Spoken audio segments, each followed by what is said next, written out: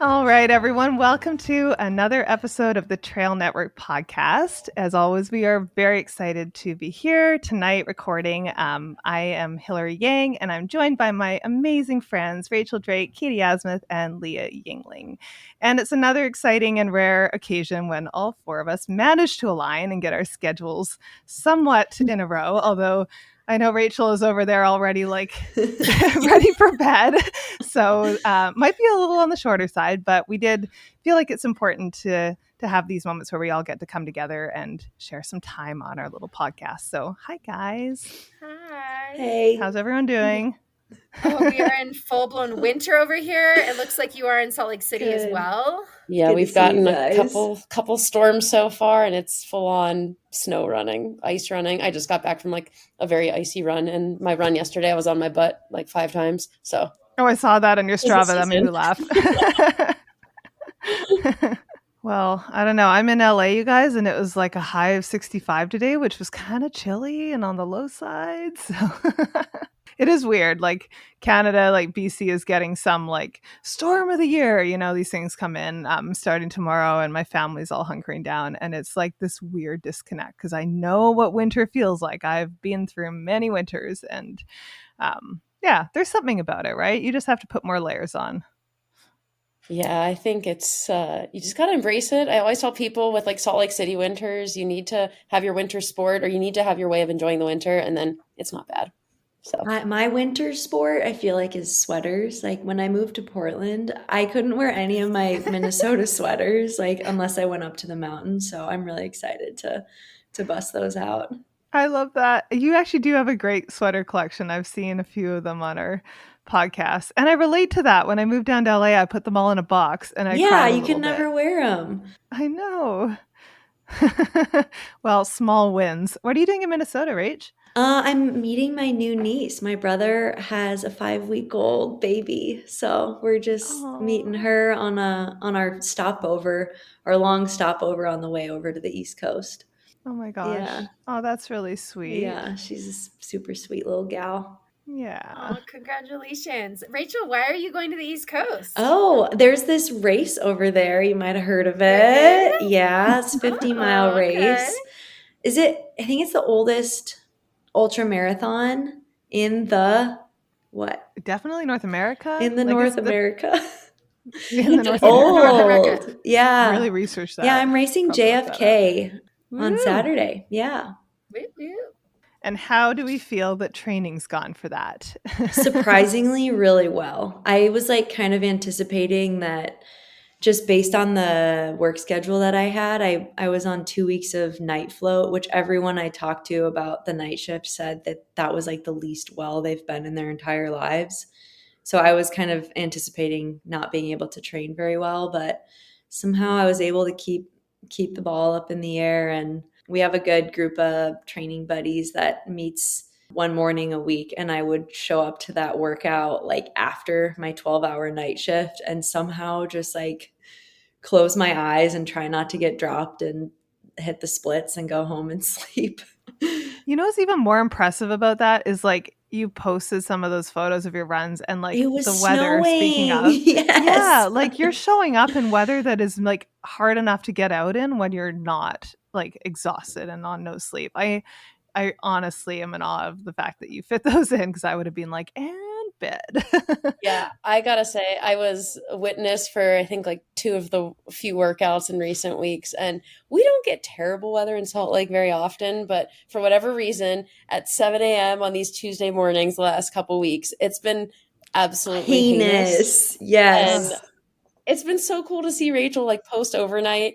Like, I can't even begin to talk about how fast Rachel is, period. Like, it's amazing to watch. I was hanging out with Caleb Olson last night, and it's like, yeah. And he said, Rachel's just one of the boys on these workouts. And that's exactly what she is. She is just like showing these guys what's up, like lap after lap at Liberty Park here in Salt Lake. So it's amazing, like just at that level. But then when you think about the fact that she just gets off a whole night shift, I'm just absolutely in awe as I'm like struggle busing, try to keep up with her on like a minute of her like 6-minute intervals. So I'm so excited to watch JFK this weekend. Thanks for pumping Rach, could me you up, Leah. That's really could sweet. you tell us a little bit like what your workouts look like and what your mileage looks like? Because I know for like Trail Fest, your mileage was kind of lower than it has been. Like, what does this build look like for you? Just I think people find that really interesting. Yeah. So I had a kind of like, I'm just trying to zoom back out. I mean, it's been more like flat, fast stuff. And then so JFK has 15 miles of Appalachian Trail. So a little more technical, a little more like undulating, and then basically a flat marathon, and then kind of rolly, flat-ish last 8 miles, I think. But so kind of trying to practice that transition, going from getting a little bit more tired, running on more trail type terrain, and then trying to click off some fast miles. So it's looked pretty similar to like marathon training, like mile reps, or like one of my key long runs, I did 20 miles on the trails, like kind of with purpose, with Anthony Costales. Like he's a ripper, just like running with him. And then the next day I did more of a flat kind of like paced 20 miles. So like trying to get tired from that and then trying to hit more flat paces, or like flat, fast paces. And then mileage, I actually ran like 90 miles one week in this build, which is a lot for me. That's more than I Whoa. ever hit, I think, going into Western states. And then these night shifts, it was like 60 to 65, which I was actually really pleased with. Like that's pretty high for me. I think you had some really fun and interesting workouts too. So it wasn't just like these continuous flat miles. I think Rachel's coached by her husband, Tyler Green, and these workouts were so dynamic and interesting and fun. And I think just really plays to what like JFK is going to give you on that day. So like, I'll just give an example if you don't mind, Rachel, Yeah. of Yeah. like one workout where she would have like a minute surge at a quite fast pace to start and then have to settle in for 2 minutes at like 6 minute pace, for example, and then another minute surge and then settle back into 6 minute pace. So to get really comfortable with like 6 minute pace feeling easy after running, in the low fives. And I think often in training, you're used to like these like tempo runs or just like 3 minute reps, 2 minute reps, 6 minute reps, mile repeats, things like that. And I joined for a little bit of that workout and I was like, this is one of the most challenging That was workouts hard. I've ever done. And it was really fun and interesting. And I think a way to like work with your coach for specificity for a race. And yeah, I think it's fun to kind of play around with paces like that. And it's something you don't see too often in trail training. Yeah, I think Tyler does a good job of that, like keeping it interesting and more engaging. And it's been super fun too because he started coaching Finn Melanson, and he's coaching Aubrey, another one of our training partners now. So there's just like a lot of good vibes and alignment. That's nice when everyone's coached by the same coach, honestly, because the workouts do end up more similar. Right now, I'm really excited because I'm starting to get to train with people again. Like I'm actually That's get to the go out with best. Danny, and it's my buddy Keith, and like we just I it's know really fun 'cause- Keith. Shout out Keith. Yeah, I don't know if it's he so listens, fun. but we love you, Keith. No, he definitely does not listen.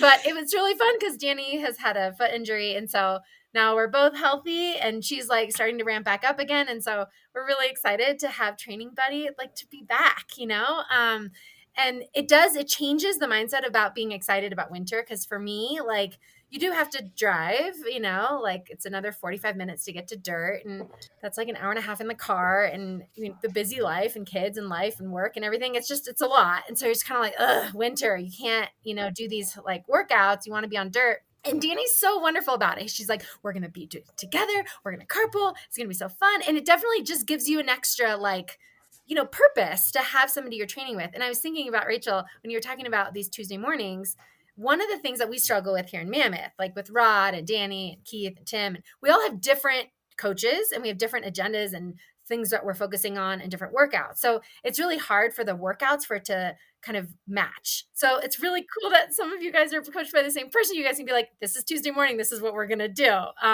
which is really fun. Do you guys do different things on that day too? I'm so curious about the workout buddy, like how you pair that. you know? Well, and Leah is coached by Megan Roach, and she'll have different things, and still like we'll find a way to like overlap at least part of what we're doing, or like at least warm up and cool down together. Or like for example, last week I think we did 3 to 4 by 2 mile, and Tyler had written, and that included like a 1 minute surge at the beginning of the rep, and it's supposed to be 5:45 pace. And we ended up running, like for the first mile we were running 5 minute pace, or for the first minute we were running 5 minute pace, and then we were running 5:35 pace. And I was getting a little annoyed because I was like, you guys, we're going like faster than we said we were, and I'm so tired. So I ended up just doing like fewer reps because I was tapped out sooner, and like Finn and Aubrey ended up going longer. And I feel like there's always like a little bit of movement within a workout to say like, hey, if you're feeling like it's too easy, you can go a little faster, you can go a little longer. And that will like vary person to person on the day. So I always like that. And I think as I've gotten older, I've been better about being honest with myself at when I'm going to cut it, or if I'm going to go slower, and feel fine with that. I think that's really important. Yeah, I think there's like the pros and the cons of having this group dynamic for running. I think like on those really crappy weather days, we all said, we're like, if somebody in this text thread would have said, hey guys, I'm not going to make it this morning, we all would have said, yeah, we're not see coming ya. either. That's so true. Sometimes you just feel that it like it's hovering, like it just takes one person to admit it. Or like in the workout, if someone goes like, oh, this is really hard, or like you can't crack, like Totally. And I Yeah. think even like down to like recovery paces, I think I was joining for one of the workouts recently. And I remember talking to Rachel afterwards, and I was like, God, Finn was really pushing that recovery pace between efforts today. I was like, that was like sub 7 minute pace. I can't recover at that pace. So it's like always recognizing, I think knowing yourself and knowing like what you want to get out of a workout too is important. Like, and I think our buddies have been good just for accountability, and it's becoming like a trend and a routine now that it's like, maybe it will be Tuesday mornings, maybe it'll shift. Yeah. I had Megan shift my workouts to Tuesday mornings, and then for the last 2 weeks, I'm doing my workouts back on Wednesdays because I'm me. So I think just trying to be like flexible enough with schedules too, and try to make it work. It's always fun.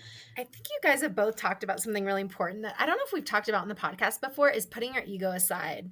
And I think that that's so important for longevity and for injury prevention, is when you're like tapped out, like we're good, like knowing your limits and not pushing yourself outside of your comfort zone. And like, it's good to do that sometimes, of course, like when you're doing a workout, you want to be outside your comfort zone, but not to the point where you're not able to finish your workout or whatever it is, or you cut it short and you are like, able to make that kind of call an audible. Anyway, and just kind of putting that ego aside. I definitely know that that's coming when I'm working out with Danny. Hands down, that will happen. And that's okay, And I will say something that I really respect of Danny. When we do easy runs, it's like easy. Like we are running 9-10 minute mile pace, like chatting, like very easy, right? And so it just helps because it's a reminder when you have somebody as fast as Danny Moreno who's running with you, who's like, oh yeah, she takes her easy really easy. And anyway, so it's really fun to watch how different people train. I didn't grow up as a runner, and like, so it's fun to kind of watch different people's like methodologies and different coaches, and how people have actually gotten to where they are in the sport. And I feel like training partners just bring that extra breath of life. Yeah, I think it's interesting too, because I think when you're doing speed work, you're getting fit, often you want to be like, how fast can I go? Like, what can I do? Could I PR this mile on this mile repeat today? But I think it does take a little bit in you to just be like, okay, that's not the purpose of this workout. Let's just run consistently. Let's be good enough on this. And I don't need to go all the way to the well. And I think it's important just for longevity and training to kind of respect that a little bit. Do you guys feel, this is something that I've wondered about in the past, because I've like historically always had more guys to run with than girls that are the same pace. And even listening to you, Katie, talking about like running with Danny and like the easy pace versus say running with Finn, who maybe is like super excited about working with Tyler and just like ready to go. And like, it's like, and I love Finn. So it's She's just like, more now I'm just a race director. yeah. But Shout like, out, Finn. I think it's just interesting because I do think there is a difference. And I've often wondered myself if like there's a benefit to running with guys, because then when you do run with girls, like you're used to the guys being just a little bit faster and they're easy being a little bit easier for them. And then if it like makes you feel fitter, or if it sort of like plays with you or like messes with you because you always feel like you're like pushing a bit harder than you would. I feel like I can speak well to this because I train with like the Bowerman elite team in Portland, and there were lots of women on that team that were faster than me. And I feel like the key is to have a group of people like with a sort of a spectrum of abilities or strengths, and like I guess just not getting like too competitive or stepping outside yourself. And like one kind of principle that I had with my training philosophy when I was training for CIM like last year was to never go more than 85% effort in a workout ever, like never go 100%. And I feel like that was kind of a secret weapon because by the time I got to that race, I was like, oh, heck yeah, I cannot wait to allow myself to go all out because I've been holding back ever so slightly this whole time. So I feel like it's more about like being honest with yourself and not ever racing a workout. Yeah, I like that. It makes me almost think of the opposite perspective where like usually when I'm running with any friends, I always lead because I like my pace the best and my pace is like generally easy most of the time. Leah, you run pretty fast. You're like, Tyler, I'm gonna get my elbows out. I run pretty fast with you. Sometimes. But Mike has challenged me to like run a little bit more moderately lately because I do think like there's a lot of value in running easy most of the time and then having your quality workouts be really quality. But I also think there's this benefit to making some of your runs more purposefully effort. And that's something I don't do in my training very often just because I like to run easy. It's fun. But I am finding a lot more value in just like having that slightly moderate effort. And I also like to like if I think running downhill on technical stuff can be a weakness of mine at times. And I always like to put guys in front of me on that who I know are like if there's a certain guy that I'm like, oh, you're really good at this, let me just follow your lead and watch how you take steps down this. Mm-hmm. And I feel like that's how I've improved the most over the years in technical downhill running, just because I'm like recognizing what somebody's better at you at and then kind of like following their lead. I love that. I like following behind you going downhill, Leah. Although I rolled my ankle really bad right before Western States. And my PT said that I actually dislocated like my fibula slightly. Like it was the day before Western States. And he was like, oh, actually because the ankle was so like rolled and tight that it had like pulled it down. I was like, let's just not worry about this. We don't need those results. I was chasing today. behind Leah. We had this one run in the summer where Rachel had her portion of the workout and then my portion of my workout was to like push the last like 20 minutes of the run, and it just happened to be on a downhill, and I was like, okay, let's send it. And we sent it and it was very fun. But poor Rachel. Mm-hmm. Oh, yeah. Rachel. Thank you, Osprey, for sponsoring this episode of the show. Osprey packs are known for being durable, sustainable, and comfortable. I've been seeing a ton of Duro and Dyna trail running hydration packs on the trail, and I'm sure you have too. I also have to rave about my new favorite luggage, the Daylight Carry-On Travel Pack 44 liter. It is the biggest carry-on allowed on an airplane, and wow, have I been amazed at the amount of gear that this can carry. It's shocking. You can use it as a duffel or a backpack, which is super handy, and it has 2 stretch water bottle pockets, which I love. An open suitcase style with full zip opening. Honestly, it's the perfect travel bag for those on the go. The Daylight Carry-On Travel Pack 44 liter. Try it out at osprey.com or check on the Pack Finder link to find the perfect pack for you. What is that dynamic like to have Tyler as your coach and husband? Oh, it's actually great. I mean, I feel bad for him because I know that I'm like a really difficult person to coach because I have my own like opinions and I have my own like for a long time I'd never wanted to know what my mileage was or what my workout was until like right before I was going to do it. And now I want to know. And so I just feel like he's just had to change into like who I need him to be, which is kind of unfair. But I don't know. It's great. He's the only one who actually knows everything that I have going on and like what's wearing on my heart or what's stressing me out or, you know, if I got good sleep last night. So it's great because he can just like on the fly adjust to whatever I need. Yeah, Rach. So then coming off of a lot of night shifts, any advice for our listeners who are also in the midst of healthcare training, healthcare woes on some crazy schedules? Yeah. How did you cope? I think I actually, it worked better to run after I got done working rather than like waking up, running, and then going in. I think that just like made my sleep a little bit better, made my recovery better.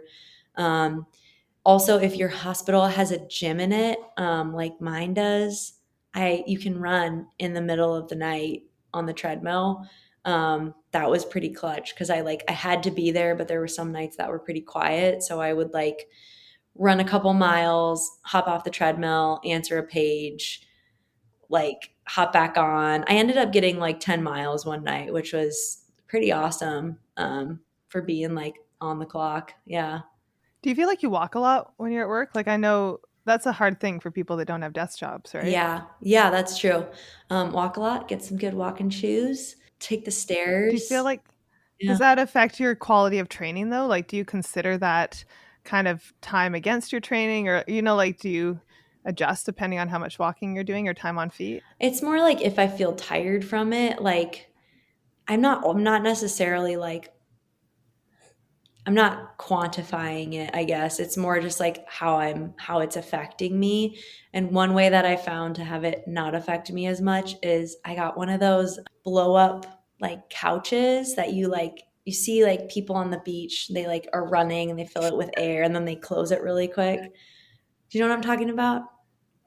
I do. I have no idea. It's like Have it in the hospital? I would I'm so like confused. run down the hallway in the hospital to fill up my couch, and then I would put it in the workroom and I would just lay in there. Like that's one great thing about nights is like it's much more casual. Like I would never do that during the day, but it was like a cool way to build rapport with the nurses because they're like, "What are you doing?" I'm like, "I'm just setting up like for the night." Like Kind of like the parachute. Yeah. And then, you know, like the nurses would come in the workroom and they'd be like, "Oh, this is cool." I'm like, "Yeah, try it out." And then I could actually just like be horizontal for a little bit, which was awesome. That's smart. Yeah, thanks. No, that was the tip I was not expecting. I love That is so tip. pro. Like my attending would come in and be like, "This is a pro intern move right here." And then they would lay on the couch and we would like staff the patients. It's like just make everything a little bit better. Rachel, I think you need to keep on nights. I mean, clearly it's working Thriving. for you. No, I actually felt so bad the first 3 nights that I like had to make a doctor's appointment because I thought there was something wrong with me. Like that's how just horrible I felt. It's just not normal to stay up all night. That's all. It's not. No, but have you guys seen that? I think it was like a flow track video of Diljit Taylor talking to her athletes after maybe like their conference meet. And she's saying something, this is the BYU coach. She's saying something like, a lot of people can perform well when everything's going right. And like, it takes a special group of people to be able to perform when things are not going well. And you've all had a really, I don't know like what they were going through, but they had gone through something difficult and they still like did well at this race. And I try to draw on that quote to be like, okay, yeah, a lot of people can nail a race when everything's perfect, but like to be able to get it done when you've got other things that are making life more difficult, like that's really special. So that's kind of what I've been like trying to hone in this training block. Then if something's going bad on race day, I'm like, well, I can hit paces in the snow after a 12-hour shift. Like, bring it on. I remember we talked about this last year before Black Canyon, and you were like stoked. You're like, yeah, so what? We're 2 hours delayed. Let's go. Yeah. Like, is that going to throw anybody else off? Well, it's not going to throw me off, Yeah. you know? Because you were like ready to be flexible. And I think having that mindset of just being super open to the day. And we have to do that in ultras, especially where you just cannot control a lot of things. And so because of that, it makes our sport so interesting for sure.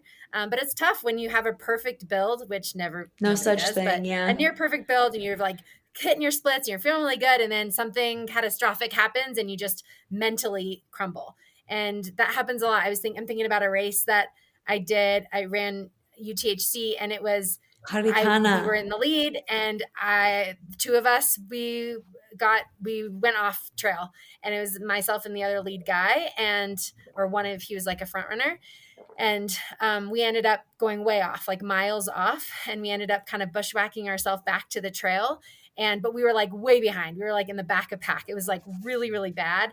And he crumbled. He didn't finish. And it was awesome. Like I ended up being able to close and got in a podium. It was awesome. But like it definitely took the like, well, that didn't go according to plan. And you kind of have to like swivel on the move and try and stay positive when things are going really bad, because that can happen to anybody. Yeah. It doesn't matter how fit you are. So yeah, I was bummed that happened to him, because I wanted us to be like, let's do this together and work together to crawl our way back. But girls are just stronger. Let's just say it. Yeah. Anyways. Got the mental toughness. Yeah. Building mental toughness. We're so excited for you, Rachel. Can't wait to hear how JFK goes. Thanks. And we're going to have Miss Leah boots on the ground, or actually she's going to be in studio, not boots on the ground. But yeah, I had the option for boots on the ground or boots in the studio, and I chose boots in the studio on this one. I don't blame you. Yeah, it's like JFK is such a fast-paced race with so much going on, and I really enjoyed being in the studio at Javelina and being able to like control the conversation a bit. And like, Katie, you know how like helpless you can be out in the field sometimes, and you have like, no idea if you're on camera. Yes. I'm like right here. I'm like, I have so much to say, and then nope, they don't cut to you. Or the audio isn't working. Audio doesn't work. It's such a pain. Like Javelina, like literally half the time I was on air, I had no idea if I was actually on air. Just so there's no control. So yeah, the studio is definitely more reliable. So it's going to be me and Tara Dower on in the studio, which would be really fun. She's run the race, I think, at least 2 times the last couple of years, so she'll have some good race intel. And I think it'll be cool that there's 2 ladies on the mics. Yeah, female media team. Love it. I haven't seen her on the mic. Has she done live stream commentary before? I don't think so. Okay. Yeah. Well, she's got an expert co-host, so. And then she's got all the expertise on the AT, so I don't need to even say a word about that. So she can just tell all her Appalachian Trail. Be like, Tara, walk us through the course. Tell us about this.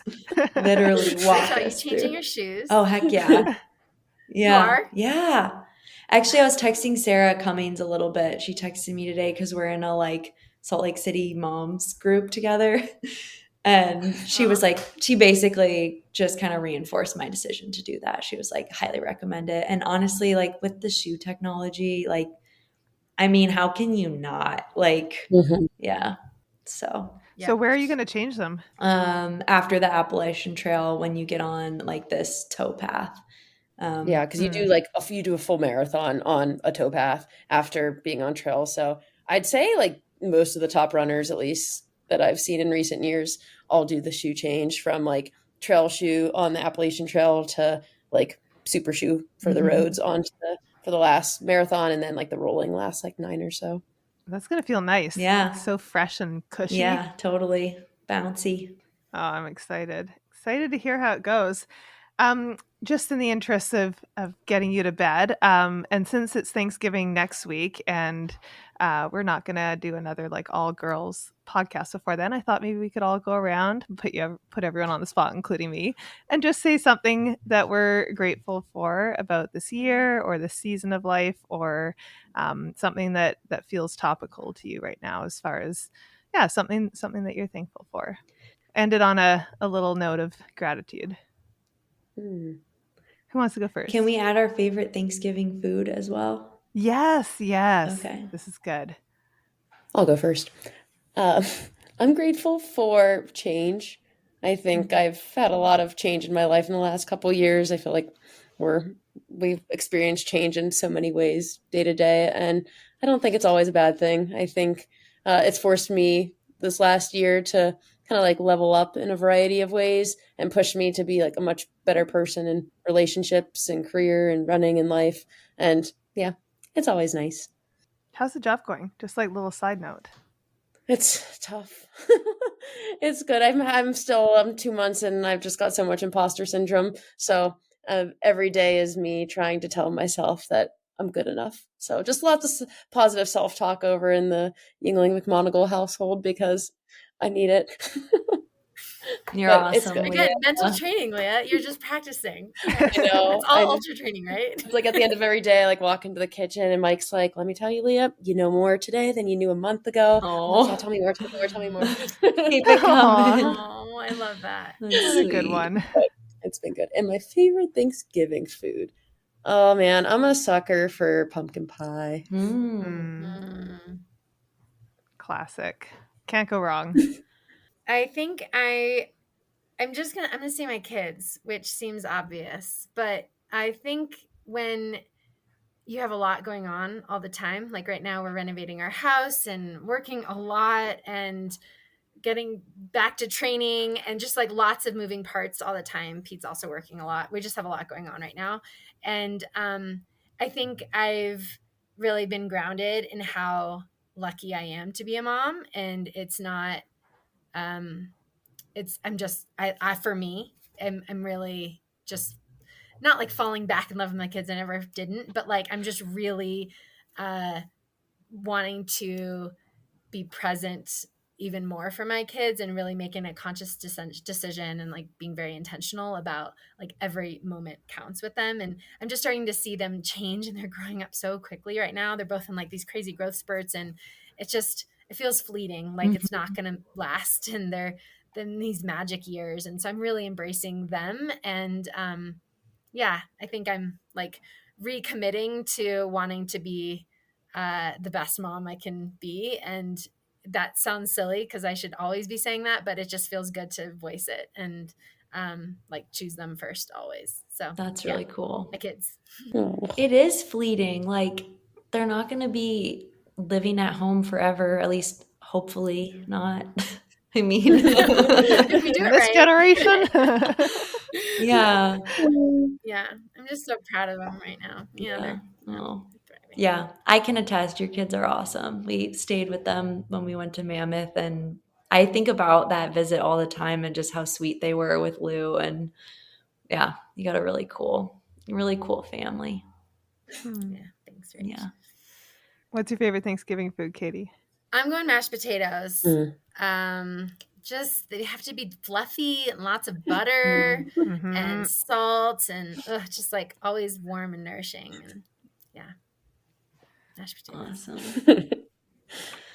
Awesome. I also want to say Lewis as my thing that I'm thankful for, my person that I'm thankful for. I love that little guy, but I'm going to go with community and specifically the Salt Lake City community. I've told people in the community this before, but I really feel like just knowing like the runners and my neighbors and just the people that I've met, like I feel like my life is being extended a few years, just like the peace that I feel being there.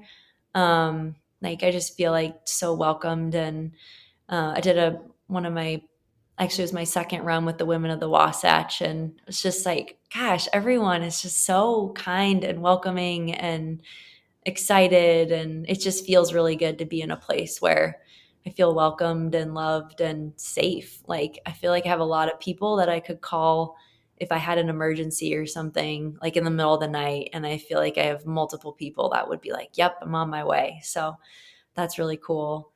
And I also love mashed potatoes. I was just thinking about them, which is why I wanted to add that to our little round table. I love that.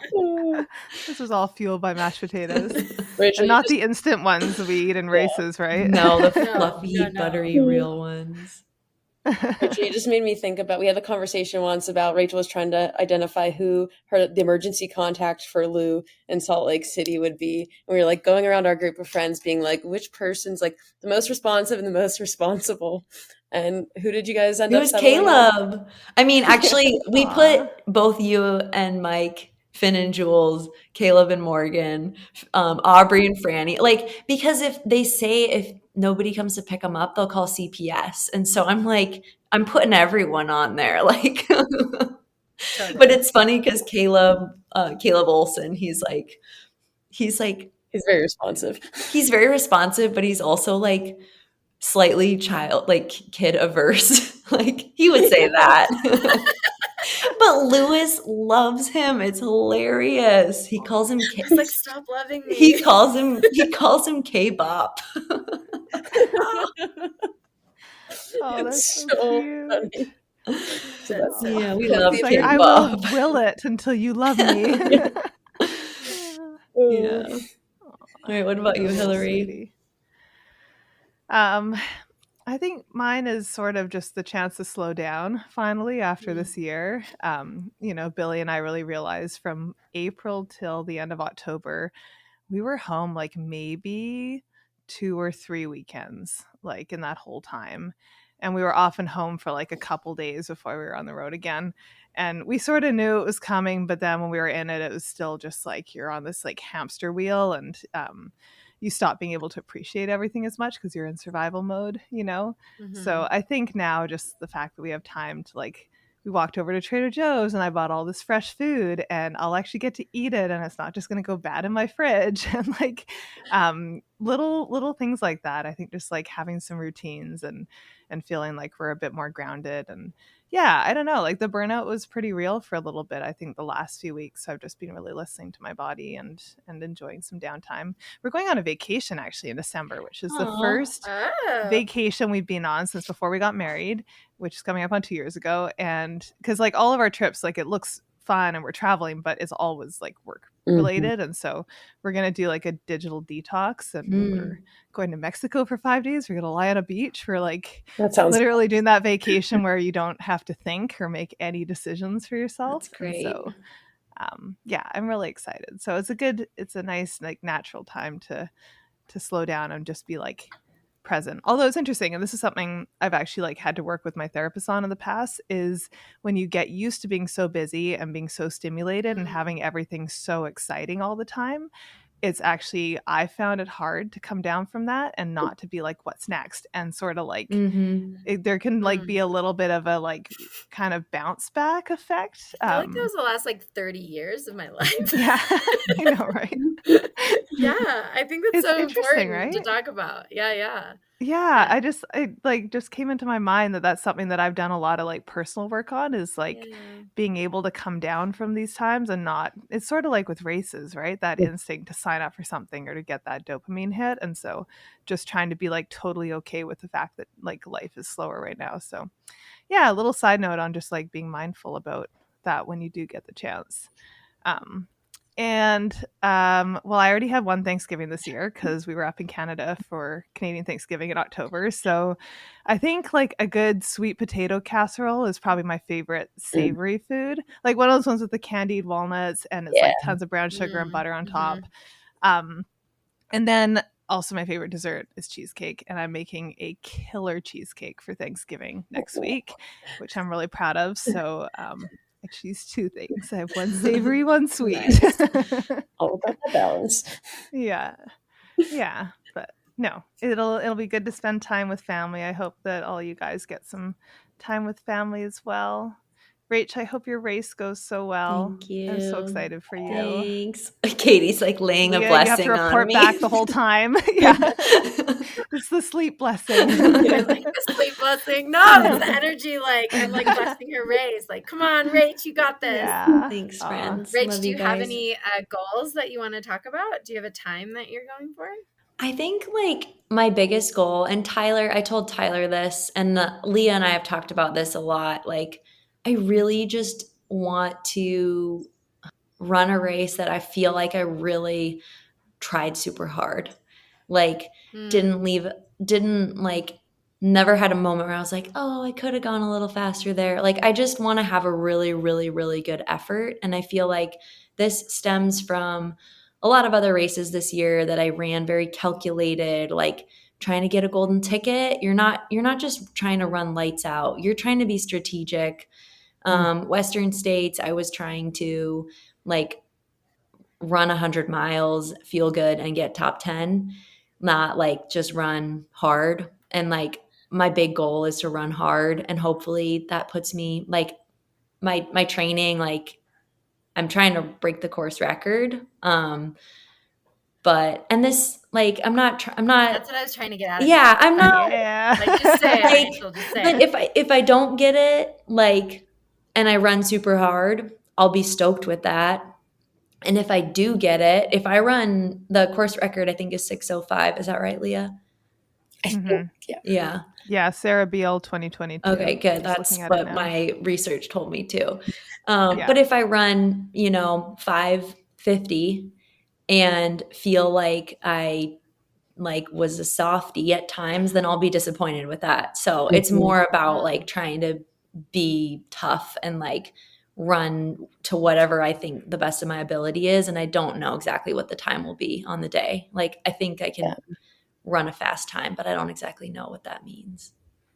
Yeah, Rach, and I think I you've heard kind of 550. I don't know what you guys heard, but that's what I heard. I don't know. I think Rach has been really good in my life this last year from like kind of tying me, like getting me to like untie myself from like time projections at times too, because like I think they can like Hold you back. almost set these like little barriers on ourselves and just almost like throwing them out the window and being like, I'm running my best race today. I'm running as hard as I can. Like, where does that put me? Maybe it's like right on the course record. Maybe it's like above the course record. Maybe it's 20 minutes below it. Mm-hmm. Like, that's what I think. And we saw that at Western States. States. Like everyone ran so fast. And as you're running, you're like, ooh, if I run this time, I'm going to get top 5. I'm going to get top 3. And then you're like, crap, I'm 8. I'm 8. Like what? Or I'm 10. Like, dang. That was your race, Leah. Yeah. So I think like not thinking too deeply about the times and running more on feel, like it could just be that lots of people break the course record because that's just where we are in the sport. And I don't want to like miss out on running even faster because I was so obsessed with breaking 6:05. Yeah. So true. Like I think that's a super solid course record. Like I'm not saying it would be easy to break. I'm just saying I just want to like run true to myself, whatever that happens to be. I love that. Well, we're rooting for you, Rachel. Love you Whatever the day guys. brings, you're all-stars in our hearts.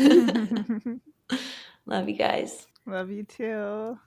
Thanks to everybody for joining us on our little chit chat late at night. Well, some of us are yawning, and we hope that we kept you entertained. And until next week, we will get a full recap with Rachel and Leah on their exciting experience at JFK 50. So until next time.